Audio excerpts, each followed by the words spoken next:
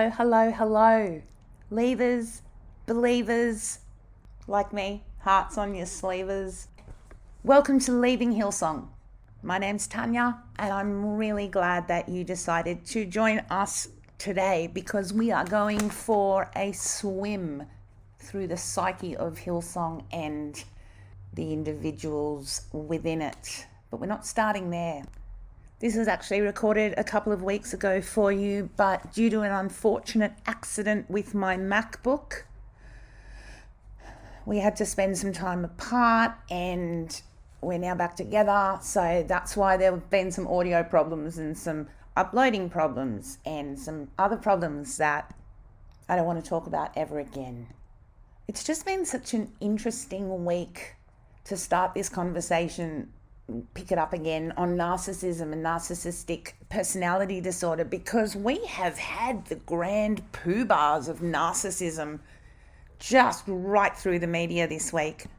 Global senior narcissist Brian Houston ran a live that was pre-recorded, and the global senior enabler, she was defending her husband all the way up and down the driveway on TV. So we have some fresh examples to look at.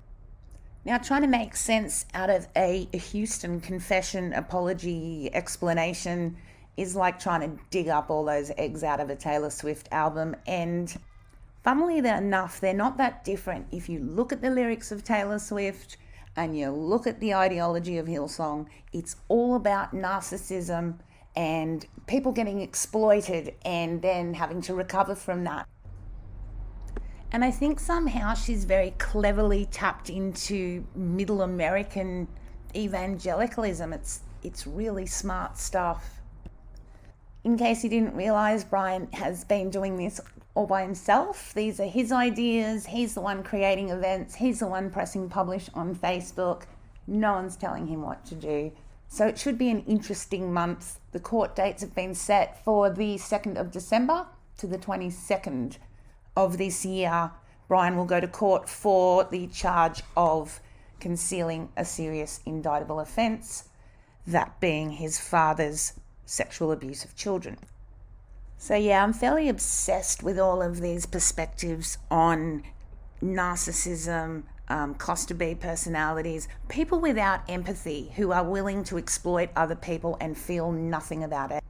And I remember doing a course about 15 years ago with a psychologist, and she explained that empathy is part of the building blocks of personality, and if you don't get it between 2 and 4 years old, you're never going to get it.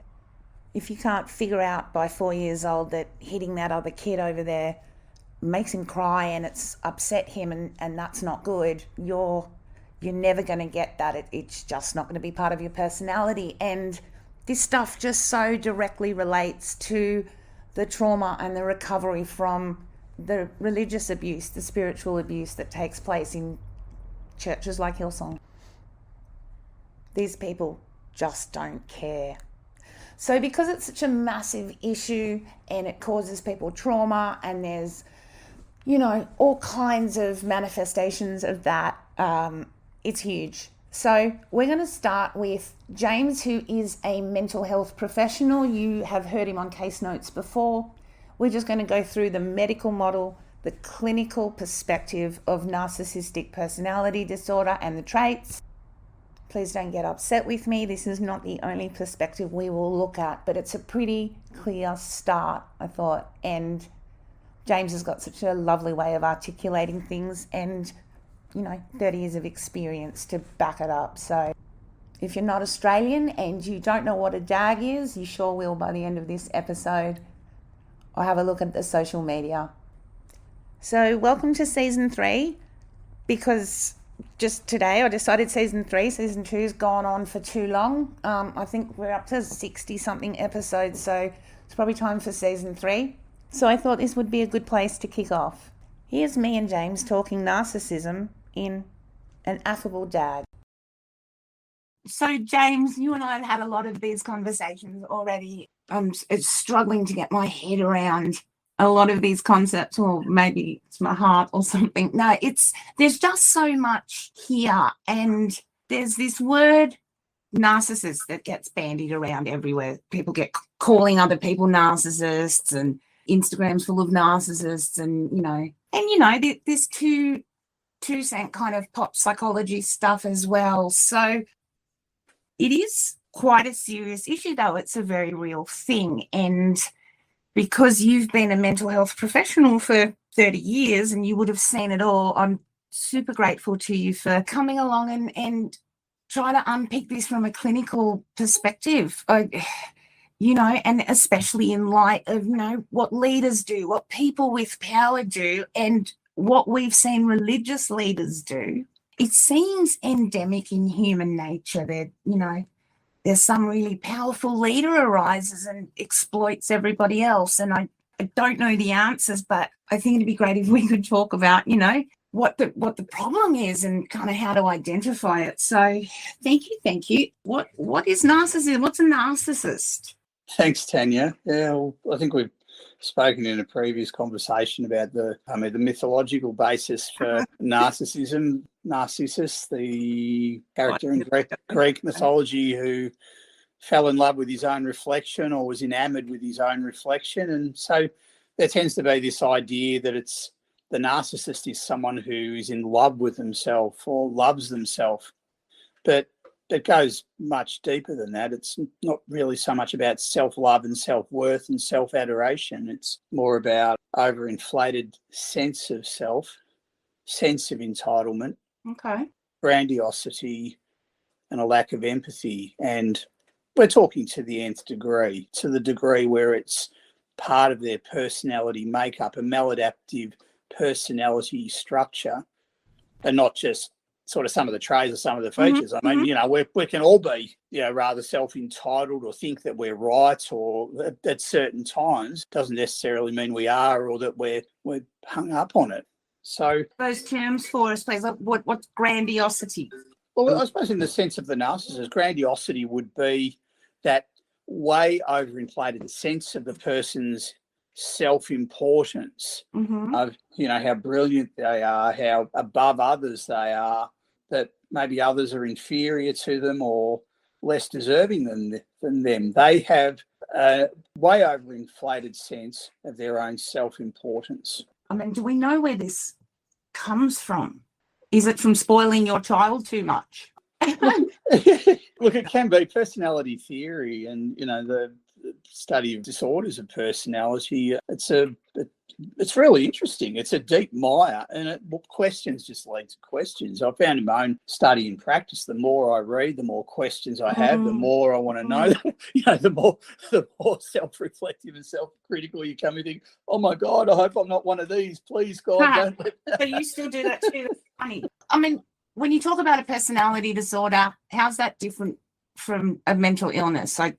Sure. Let's go back to, what is a personality? And I guess it's one of those questions that gets answered with other questions. It's how do you separate the person from their personality? It's this invisible component of this bag of flesh and bones and blood and muck and whatever. It's the actual person underneath it all, no matter what they look like, how they perceive themselves, how they perceive the world, others, how they treat others, what they feel, emotionally, capacity for empathy, all of those sort of things. So it's kind of the invisible qualities of the person, what defines them and how they perceive others in the world. That's the James Lay definition, paraphrase. Okay, so then when we talk about personality disorder, we're talking about the structure of a personality that's very scarred or very maladaptive, and it's characterized by a lot of quite negative traits in how they perceive themselves, how they perceive others, how they treat others,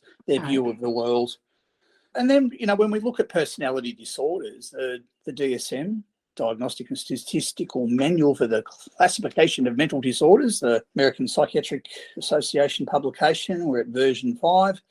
We've got to look at what are the general criteria for personality disorders, full stop. What are the basic criteria?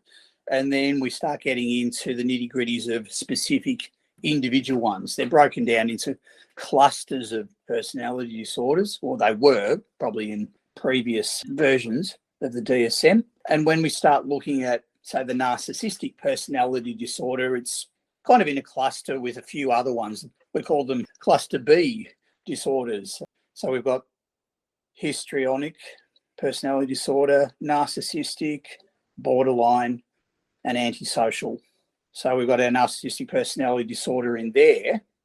Okay, so look, probably just backtracking a bit, personality disorders there, pervasive enduring patterns of thinking, perceiving, reacting, and relating cause significant distress or functional impairment. Okay, I mean, there's a beliefs. When you say they feel entitled or they treat people badly, it's due to a way of thinking, yeah? I mean, they actually believe they're better than you or whatever it is it's going on. They're better than you. Let me put myself in the position of a person with this, Tanya, and, I think I'm better than you. I know I'm better than you. I know more than you. You're inferior to me. What you say or think doesn't count, I mean, it's not just an annoying little sister or something, or a little brother or something. Do you know what I mean? It's not just fighting over a car park at the shopping centre. No, it's pervasive. It's enduring. It's stable. Well, I mean, it's not stable, but it's consistent, persistent, stable throughout the lifespan. Yeah. The theory of what causes it, is it genetic, epigenetic? Is it the nature and nurture, or nurture, I should say? Is it stuff that happens to us in our formative years? Maybe all of that, but definitely I think, what happens in early life seems to have a profound influence on how we develop, how our sense of self. Okay. Yeah. Do people with personality disorders change? Like, can it be? What kind of treatment is available for change? I mean, yeah. Look, it's really tricky because it's not mental illness per se, and I think there's probably a long way to go for the actual treatment of actual major mental illnesses, your schizophrenia type illnesses, bipolar mood disorders, and, the real serious major depressive disorders, etc. They're generally pretty treatable and, depending on how acute or chronic the type of illness is. But when we're talking about treatment for personality disorders, how do we change a person, the personality? Again, that thing, how do you separate the person from their personality? Well, you kind of can't, but then you can't just medicate a personality away. Yeah. We know that certain things can happen that can change a personality. What was it, the case of Phineas Gage, the guy who ended up with like a severe brain injury and change in personality? People can have a severe head injury and have a change in their personality, and I think that's something that's recognised these days. Okay. But for a person who's been exposed to severe emotional, psychological, sexual trauma, you can't just medicate that away. Yeah. Okay, now look, you asked a question, can it be treated? I think that, those that suffered complex trauma or have complex post-trauma kind of reactions or responses, severe emotion dysregulation, yes, they can recover. They can make change. One, if they really want to work with a therapist or in the therapy for a protracted period of time, they can recover, they can make change. I remember when I was 35, a psychologist said to me, by this age, your personality is not going to change, but the only thing you can do now is work on managing relationships. Was that kind of helpful or hurtful to hear? I could quit trying to be Madonna or whatever and kind of, hoping I was going to end up, there's always that kind of thing. But in terms of, so, I mean, I'm guessing that narcissists aren't the people that put their hands up for therapy and change, though. This is the difficulty. Yeah, I think, people with narcissistic personality disorders or antisocial personality disorders, psychopaths, sociopaths, they won't be the first to recognise that they need help, they need change, they need therapy. And, what we commonly see with people with can I abbreviate it to NPD, narcissistic personality disorder, we're stupid. Like I could have so many letters after my name and so many years experience in the field, but I'm an idiot. I'm a servant, to these people. We're lower than them. Right. Anyone who tries to help them is pathetic or just there for their amusement or whatever. So if there's no recognition of a need for change or a need to do something, then a person generally won't participate in it. And that's where the downfall is. There's no medication that can change them.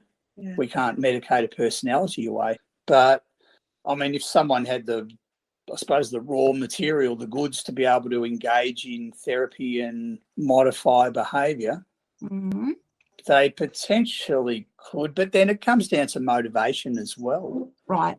So we've spoken about the grandiosity, the sense of self-importance, preoccupation with fantasies about their success, their power, their brilliance, how smart they are, belief that they're special, unique, more important than others. They have a need for admiration. We've spoken about the sense of entitlement, but then there's the propensity to exploit others, exploitative behaviour, use other people for their own gain.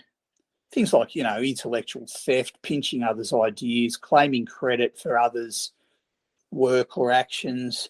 They can be particularly envious of others, and they can also be arrogant and haughty. So, I mean, how does that work? So do they come into your professional work?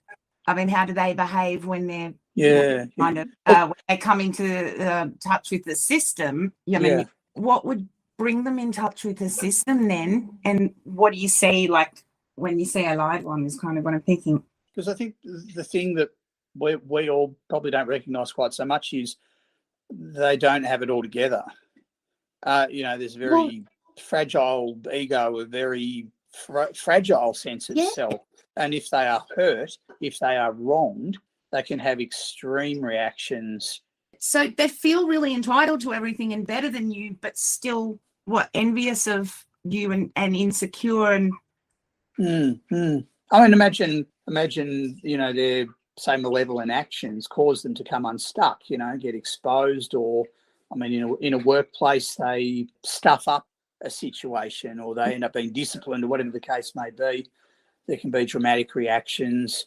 Emotionally, they sustain what's called the narcissistic injury. And in those times, that's when they can present as, they're depressed, or because they, might start experiencing suicidal thinking or acting suicidally. So, I mean, they're not coming into your field of view for NPD. They're coming in for something else, poor me focused, or... Yep, can be. Or they, they genuinely, not a proper term, but they genuinely have a meltdown. They have a crisis. They have this sort of adjustment disorder with, whatever disturbances. Could be with anxiety or low mood or, mixed disturbances of emotions and conduct. So they might come in contact with the system and services due to the crisis. Okay. But then often we find when we're working with those individuals, it becomes apparent there's other stuff going on. Okay, so if you can start to see it, how do other people start to recognise it? And I know that I read and people don't for 25, 30, 40 years of marriage. How do you kind of recognise it as you're starting to work with that? Are there some marked differences between the average person and this person who's got what I'm... Oh, definitely. I mean, if you're in a relationship with someone, do they exploit? Do they abuse? And when I talk about abuse, it could be, emotionally, psychologically. Do they put the other person down? Are they verbally critical and abusive? Do they convey empathy? Do they feel for the other person and put themselves out for the other person, not for any personal gain, just because they don't want the other person to be feeling pain or suffering? It's not about them, Because it's that lack of empathy thing, isn't it? Because if do they always put themselves first? Have they got a partner who maybe misses out or doesn't have a good life, but the person with the narcissistic kind of personality, they don't want to miss out. They want to do all the things that they enjoy and make them feel good. And are they focused on their own self, their own life, their own needs, their own wants, and they don't give a stuff about the other person's. what do you do if you find yourself in a situation, be it at work, be it at home, be it at Christmas, I don't know, where you've realized that the other person that you're talking to, or have to be, whatever it is, doesn't care, has no empathy. You know, at work, it can be really dangerous for people because, you know, their boss might be doing something illegal or unethical because they've got no empathy. They don't care if their subordinates get in trouble. They don't care if they're doing something illegal. So it's not always just easy as walk out the door. Well, you know, how do you kind of deal with this behaviour? Good question, because it can be really, really difficult to try and manage yourself in the situation. I think, look, they're not popular terms amongst the altruistic or the churchy sense, but self-protection and self-preservation are important. Yes. It's about limiting damage to you or others around you as well, other people who can be victimised. Can I give a case study? Please. So in a former working environment, a particular individual was referred into our service, appeared to be depressed and, you know, profoundly suicidal. And, you know, we had to respond to this family situation. And the individual ended up being admitted to a psychiatric facility for a time because they were just perceived to be too much at risk. Mm-hmm. But then what became apparent after a while was they really seemed to be meeting the criteria for a narcissistic individual. Now, they were claiming that they were being bullied at work and exploited and et cetera, but with some investigation, it was discovered that they were the bully.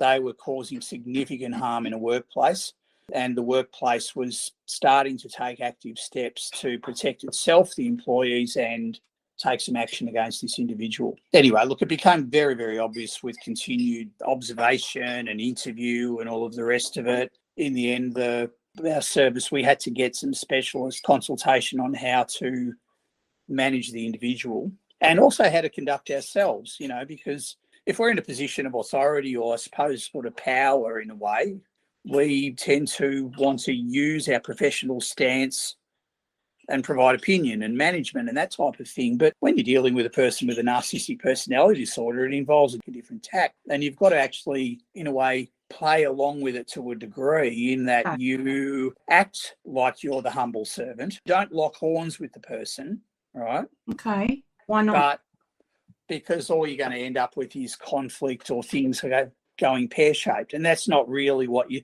not trying to prove that you're right and they're wrong. So they're not going to see that. What you're trying to do is ensure that everyone else is okay and that you have a kind of adequate plan moving forwards for everyone's well-being and betterment. So I think that's the tack to take. We have to be able to protect ourselves, recognise what's going on, recognise that we can't change the person. There's no point being right or trying to win an argument. What's the expression? Win the battle and lose the war. What happened with this individual in the end? Did they? Well, look, they were eventually discharged from the facility and the service with an acknowledgement that they could not be changed. They did not want to change. Right. Genuinely believe that they were being bullied, or was that an act to, I don't know, a performance of grandiosity? Yeah, look, there was certainly fallout. A lot of staff were, I guess, it hurts. It hurts our feelings. We can get hurt in the process of trying to help other people. So then we need our own supervision and debriefing and try and learn from it as well. And because they're cruel people, aren't they? I mean, they're quite nasty and cruel at times. Yes. A book that I found quite helpful called The Sociopath Next Door.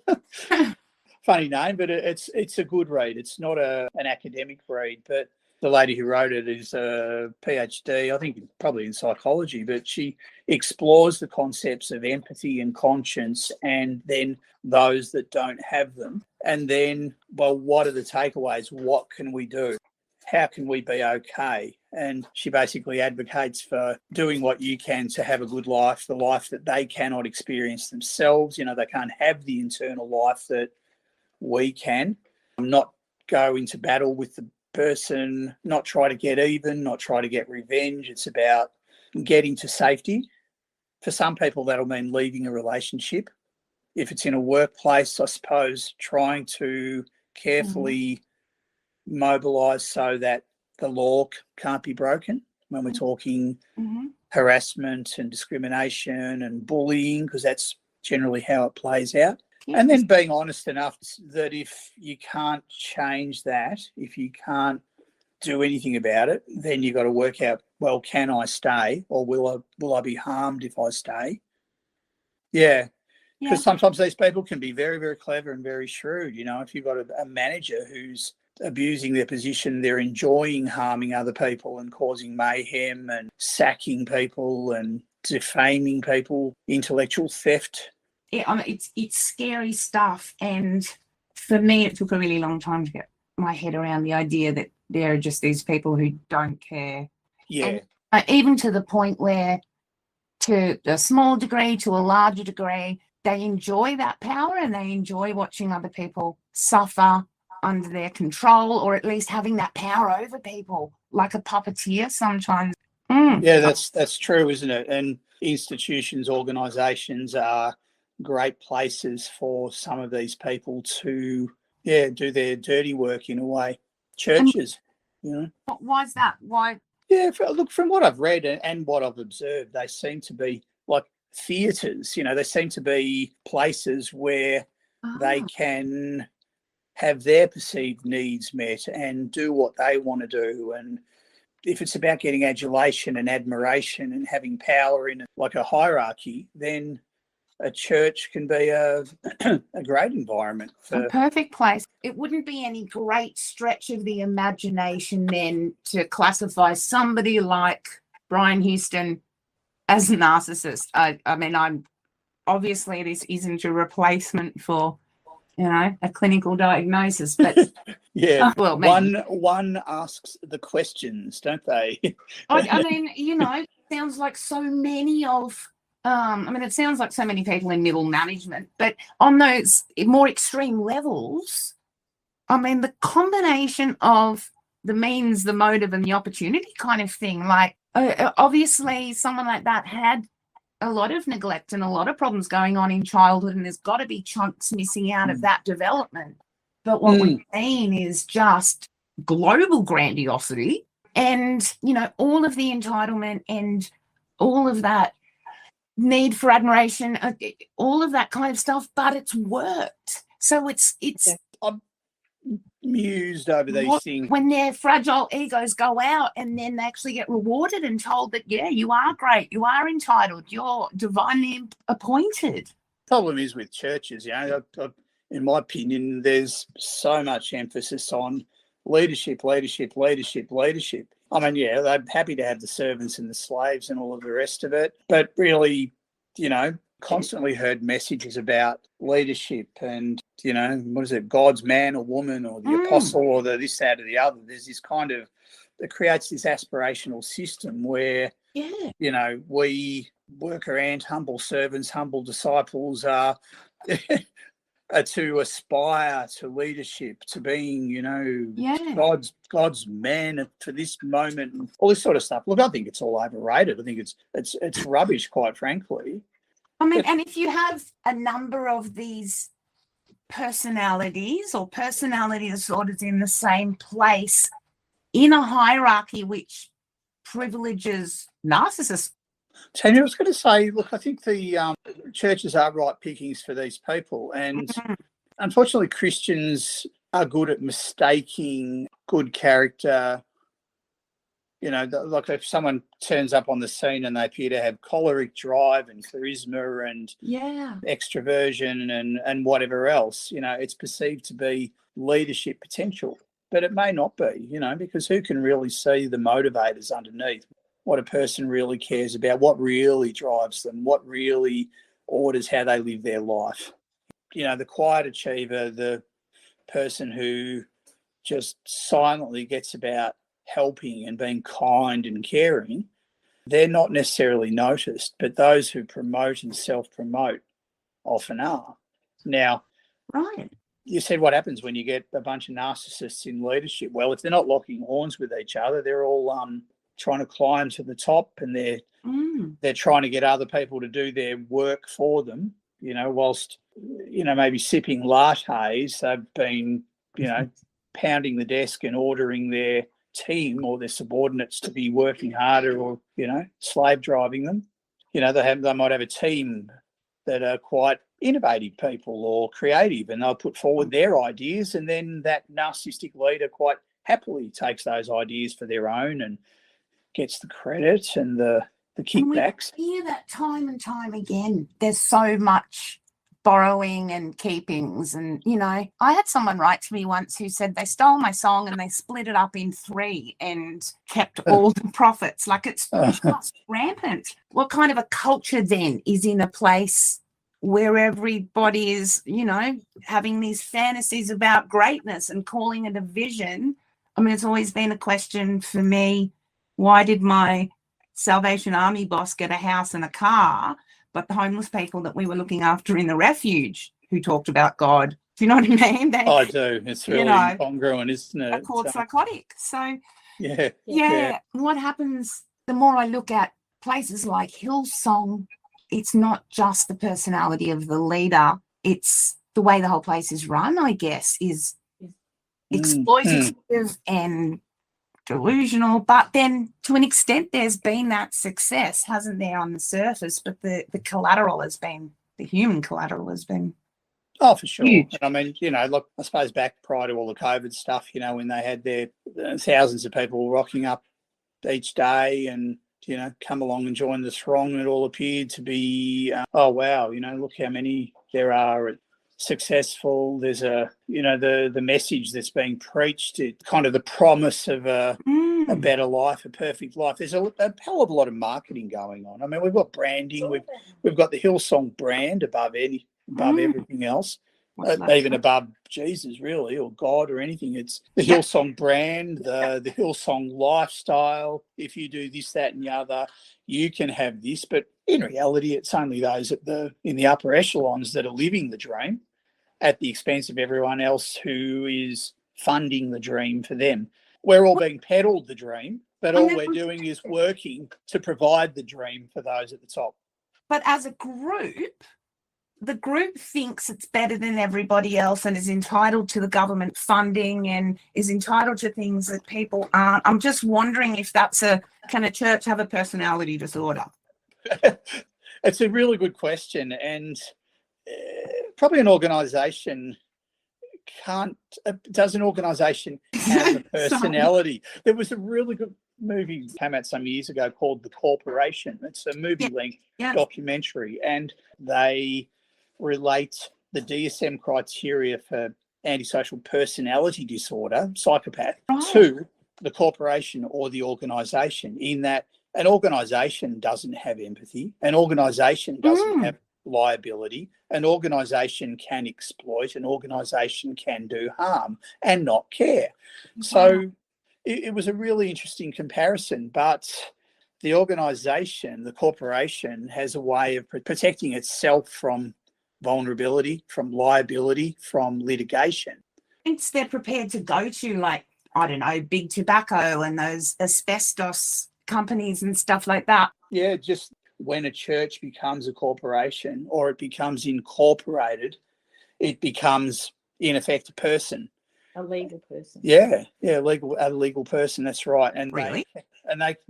Well, it's worth looking into. I mean, but they can also shift and limit liability when they stuff up or cause harm. Yeah. Brian Houston has recently posted, there's a court case looming, pray for me. So the shepherd has gone to the sheep and asked for what they've got left, or for the support, or I don't know, to guide his way, or put in a good word for him or something. I have my own theories. It would be stressful for anybody who was charged last August to only be going to trial now. That's, I believe, largely to do with the delays with the pandemic and the court backlog stuff.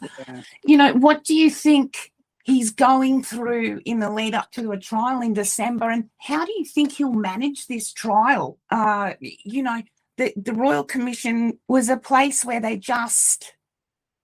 so few of those men were able to handle not being in control or being told to answer questions. They're usually the ones that, given the questions. So, I just sense this real build up There's been so much, there's been so many other things like the resignation from Hillsong and, these guys, these Houstons don't know where they're going next exactly. So, it's not just this trial if they had the backing of, their church, but they don't. So I'm wondering what you might foresee is going to happen over the next few months.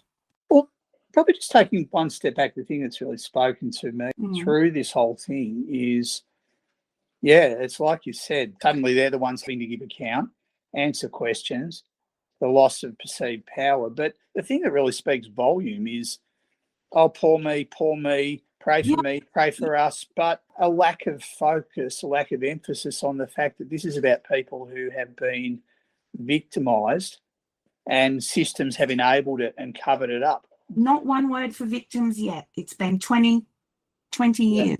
Not real. Correct. Well, there've been some side statements, but it's always been with a but at the end. But yeah. And then, of course, the Houstons have lost their perch, their position.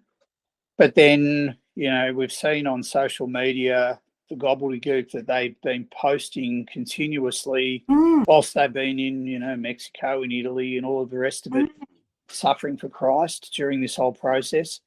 Again, nothing's been said about the victims and the damage that's been done. It's all been about pray for us, pour us, God's got a plan, God will restore us, yabbity, yabbity, yabbita. So attack, yeah. I look, who knows? The court coming up. What's he going to do with that pressure? Oh, yeah, travel, booze, benzos, seek adulation and support from the sycophants. I don't really know. Yeah, I just wonder what they do when that's all at sort of risk. Everything that, being a value and stuff has been at risk. Yeah.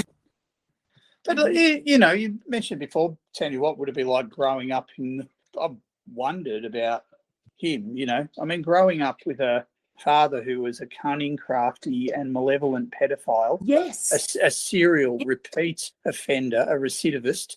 I've asked the question, just that kind of hypothetical. What would the person be like who's grown up in that, environment? And it was hellfire and brimstone as well. And his father, Frank, had, persistent psychotic breakdowns and was hospitalized for long periods of time with hallucinations and delusions, which his mother wrote about in a book called Being Frank. So, it's out of their own mouths. And it sounds like an incredibly oppressive and terrifying environment. Anyway, without, the dynamics of that kind of environment, even aside from the actual acts of abuse against children. The metamorphosis of Brian over the years has been quite fascinating, hasn't it? Go back a few decades, he was kind of a bit of a dag, a sort of an affable dag and a bit goofy and all that sort of stuff. But then with the Hills Christian Life Centre, morphing into Hillsong and everything, there's obviously been the stylist's influence and the business mentor influence and the marketing and all that type of thing. It seems like, him and his wife were kind of manufactured in a way into to different entities. It's another question. Was that affable kind of doofusy bumbling, I don't know what's going on, I'm just some guy.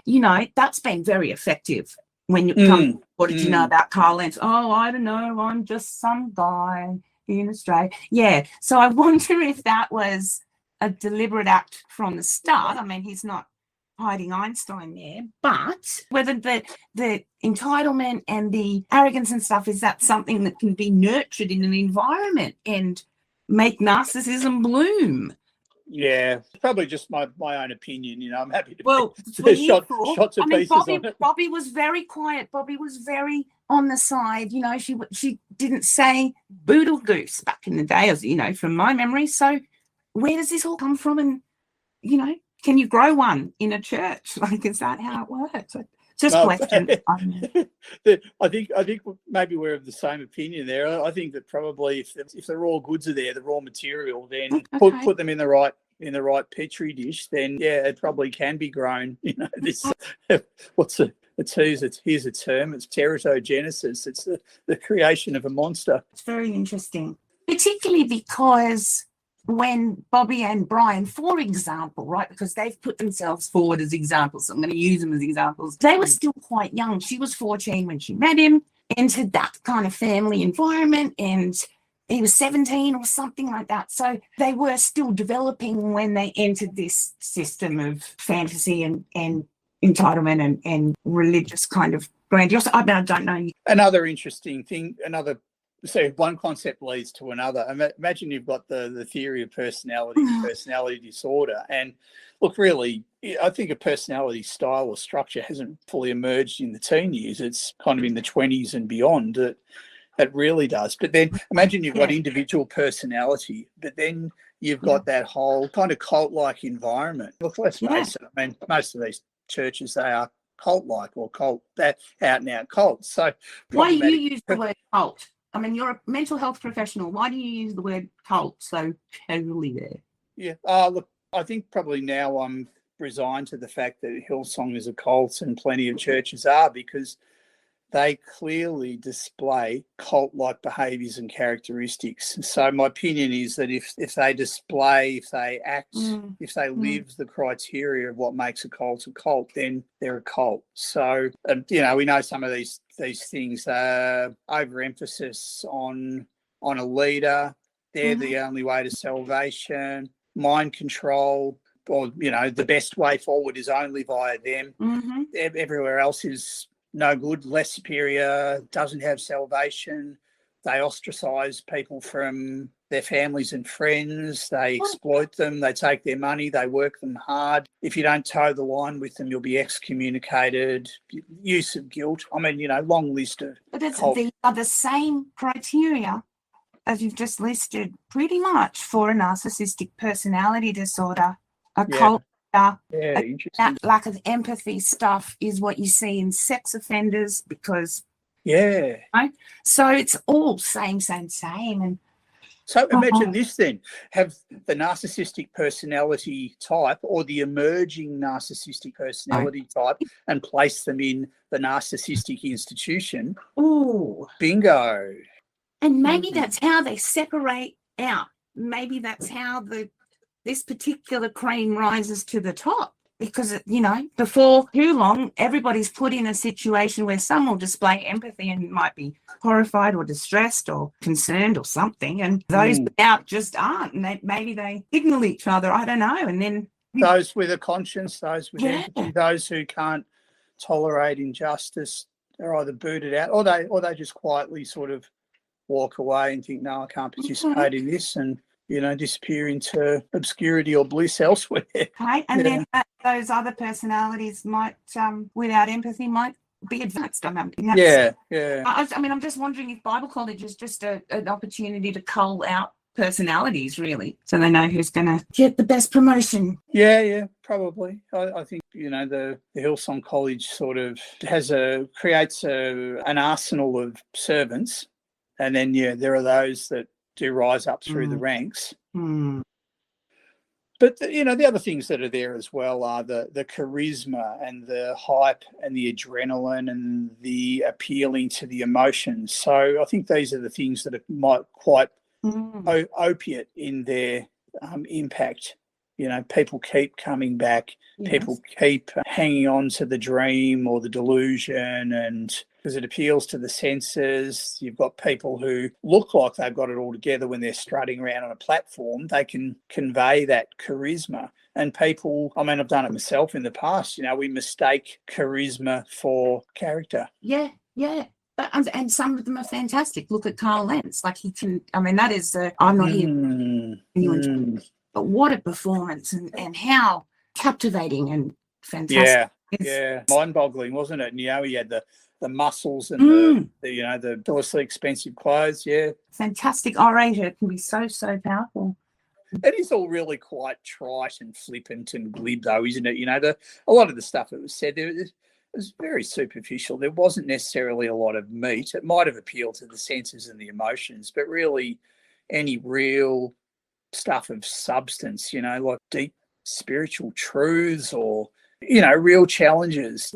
Yeah, people will Yeah. come to the front. People will stick the dough in the money in the bucket. Or Yeah. actually, we weren't allowed to call them buckets.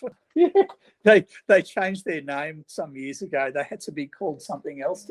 We weren't allowed to refer to the stuff in the shop as merchandise. It had to be resource or resources. That's and right. The offering buckets weren't allowed to be called. You've given us so much to think about. Thank you. Oh, mutual Yeah. conversation. We got to do more of this. You'll talk to us soon about more, yeah? Because there's Happily, Tanya. Yeah. Certainly enjoy these discussions. It gets me thinking too. That's for sure. Yeah, wonderful. It's so important. Thank you, because they're not eccentricities. They're not kind of character flaws. They can be really damaging, destructive. People have. Yeah, they cause. I guess that's one of the key fundamental diagnostic criteria. They can cause distress for the individual, but they cause a lot of distress for others as well. Yeah. We'll try and steer clear. Thank you. Thanks, Tanya. Nice talking to you. Bye. Bye-bye. A huge thank you to James for all that wisdom and information. It's so helpful to understand what the medical model is, what psychiatrists are looking at and diagnosing, and what the real terms actually mean. We've had a lot of fascinating conversations, and I'm hoping we can bring more of them to you, looking more at culture and environment and how that affects people's mental health directly, indirectly. Yeah, it's some fascinating stuff. If you want to start looking up more, I've found some people on YouTube really helpful. Dr. Ramani, Ramani, has so many short clips on really specific areas about this, and it's just been infinitely helpful. Elizabeth Shaw is another one, SHAW. Richard Grannon is great. Dr. Sam Vanken, I've been watching for years and years. He's a psychiatrist that is a malignant narcissist, and he speaks about that quite freely. And so I asked him to come on the show on Instagram, and he blocked me, and it's a good result. Thank you so much to all of you for all of the support. Of course, to the patrons for really making things happen. If you like this podcast, if it's doing something for you, please stop by Patreon for Leaving Hillsong or the PayPal.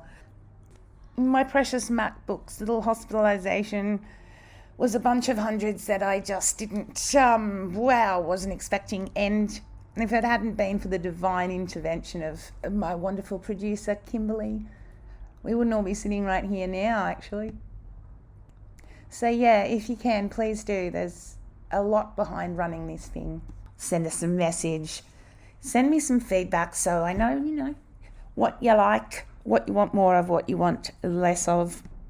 There is a lot coming up with the trials and tribulations. And some really exciting interviews coming up, which I can't tell you about because that's the way this whole thing works. So just know that the names will start to be recognizable in the future over the coming few months. So thank you as always for the support, for the messages, for the feedback. Please check with Facebook and Instagram because that's where most of the communications are taking place. Going to start doing a Q&A on Instagram. I just figured out that sticker thing. I couldn't anyway. And Grace wants to be a part of that as well. So there's lots to look forward to. In the meantime, be kind to yourselves. Be kind to other people. And keep leaving Hillsong. And we'll talk soon. Bye.